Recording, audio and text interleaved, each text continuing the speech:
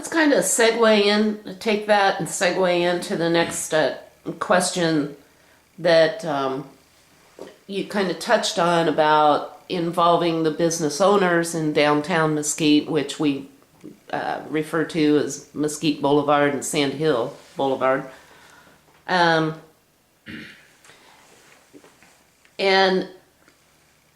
also bring in the proposed pilot Flying J project, not specifically that project, but one similar to it, and talk about balancing business concerns with public concerns, because the pilot project was actually a contract between two private businesses.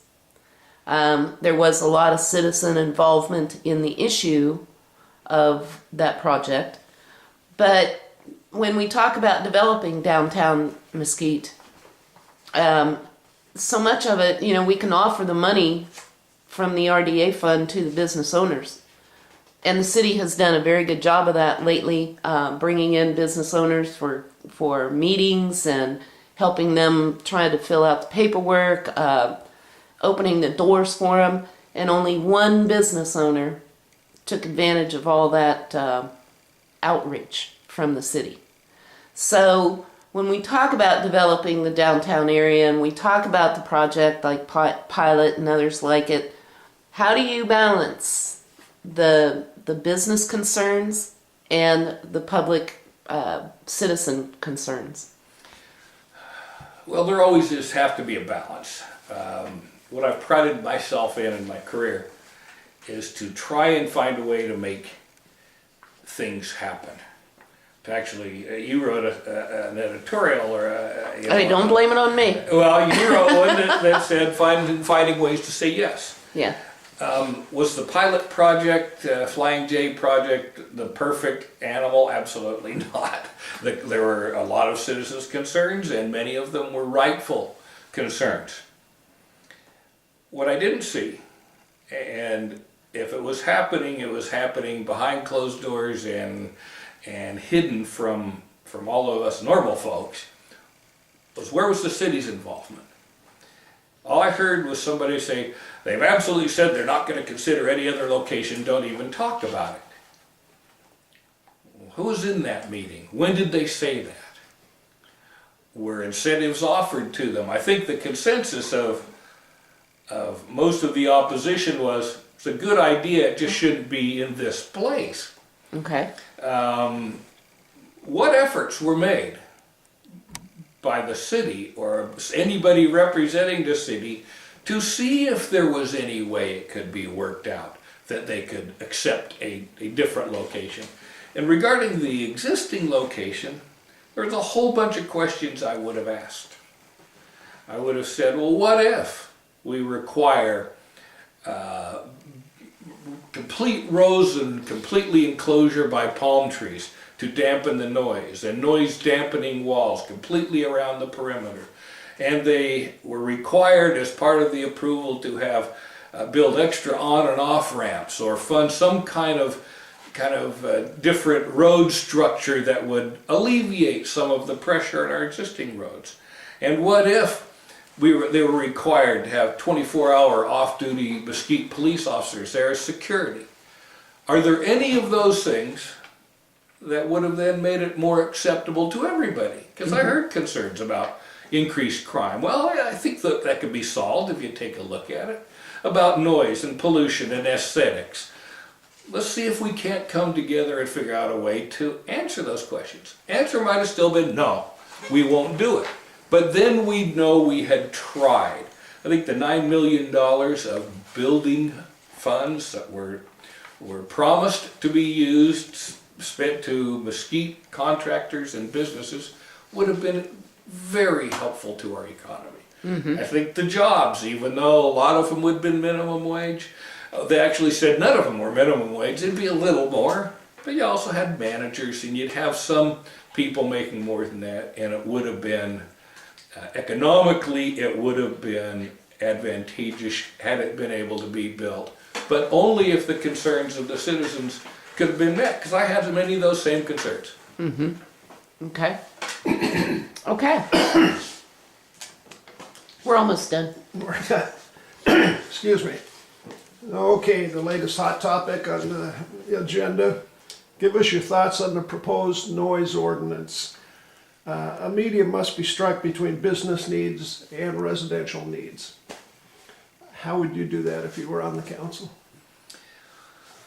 Well, the first thing I would do if I was on the council is I'd do what I always do. I want more information. I want facts. I was really surprised that a proposal, I think half the time things are put out there without adequate explanation, and as you see, I'm not shy about explaining things.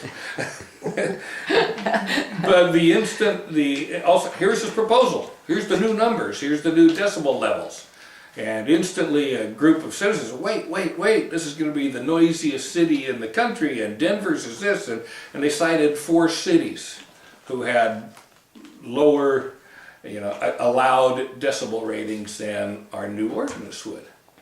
But then a little further research said, no, that's not really so. Denver has exceptions for one-time events and weekend events and entertainment events, and so did all of the other cities. So the proposal didn't have adequate explanation, and the opposition didn't have full and complete explanation of the facts. I always like to deal with facts, the actual truth, and then let's make our decision based on that. So had I been, I agree, this has to be both interests at the casinos are big employers. Let's face it, I don't say they get to rule everything because of their size and their power, but they are big businesses here who contribute a lot to our economy. That said, we have to always look out for the rights of the citizens too. But again, I'd look for an answer. There's got to be an answer here where everybody will be okay. Are there noise walls that could be put up? Noise barriers? Could they turn the amplifiers and amplification systems toward the hotel instead of out away from the hotel that will dampen it? It seems to me you try and find a way to say yes, a solution that meets everybody's needs. Everybody goes away maybe not perfectly happy, but with something that works. I find a big part of the problem is sometimes it's not explained correctly, or people don't understand the facts. We can't make good decisions if we don't have complete facts. Okay. All right. One more question before we wrap it up.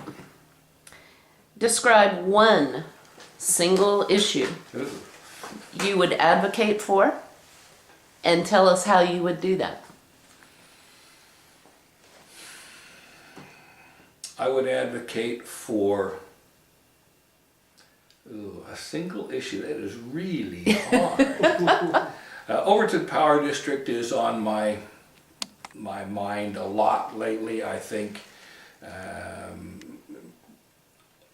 the things required by any government entity to be open and fair and fully disclose everything you are doing and why, and put it up to scrutiny is absolutely important, and I don't think we've gotten that. I don't think OPD has met that standard. Now, OPD is not a business located in the city of Mesquite, but certainly we are the biggest customer, and as such we should wield the power of the city to ensure as best we can that Overton Power District treats our citizens fairly. And so I would advocate taking whatever actions the city can to either change power suppliers or vastly improve the one we have. Okay.